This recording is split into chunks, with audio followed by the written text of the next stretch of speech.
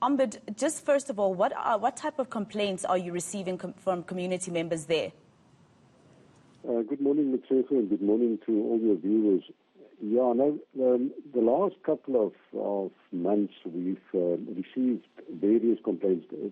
Most of them were in relation to searches of wrong addresses. We're looking at the elderly, innocent people that's in houses, and then all of a sudden their houses have been searched. We also received a complaint of a journalist, I can remember, and then also harassment of innocent members of the communities on the street, unacceptable behavior, especially towards juveniles, ladies specifically, that was accused of taking pictures of members and spying on them while busy on their cell phones, and then abuse of powers by members of mostly the anti-gang unit, but obviously the comments from the public will direct us who exactly is this, and that's why we need the communities to come forward, that we can have the comments and see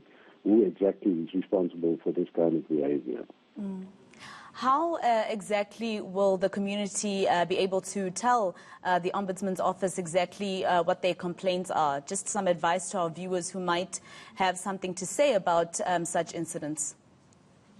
Yeah, it's important that people submit their comments to us either by email, and that's at ombudsman@WCPO for Western Cape Police Ombudsman.gov.za, or either by fax at 021 483 0660, and then also by hand they can deliver their comments to us. Our offices are in the Waldorf building on the 6th floor in St. George's Mall, Cape Town, the opposite Edgar's. If people want to visit our office and provide us with our comments, and then they can post it to us, which I don't know really whether they need that.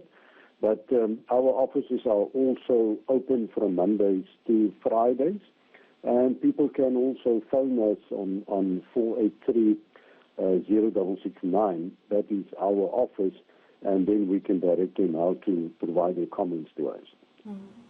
Now, we know that the police minister actually has been to the Western Cape, particularly at the Cape Flats, with some of these anti-gang unit members regarding, a lot of complaints from community members about gang activity there. Is this the first time that the Ombudsman is getting inundated with complaints about those members? Yes, Mutsefu, and I think we must also be very careful and realize that there is a lot of members of this unit that's doing tremendous work. And I understand also that they have a problem in identifying the culprits who's responsible for the gang phenomenon in the Western Cape. But obviously, the South African Police Service need to act within the ambits of the law and not abuse their powers, specifically within the code of conduct of the police service, which is very particular on how their members should act when they interact with members of the community. I've noted the amendments to the Police Act, which was published recently also. And there also the police minister has also requested that our officers give comments on that, because it's very particular on how such should act towards communities. Just lastly, before I let you go, Mr. Brand, after the community has given you their reports or their comments about these issues, what happens next? Do you investigate and then give the report to the police minister, hoping that he'll act? Yes, what the Act prescribes from us is to obviously to investigate after we receive the complaints, and this is part of information collection during the investigation process. After that, we release a report to the Provincial Commissioner of the South African Police Service in the Western Cape of our findings. If the complaint could not have been resolved because we couldn't get the necessary information and cooperation from various parties, then we will have to submit a report to the Provincial Minister. But obviously, part of our recommendations will in this case be that this report be submitted to the National Minister of Police, General Becky Kerry, as well. All right. I know that I did say that I would let you go after that question, but South Africans are very despondent, Mr. Brand, and you can understand why with all the developments that have been happening in the country in the past few years.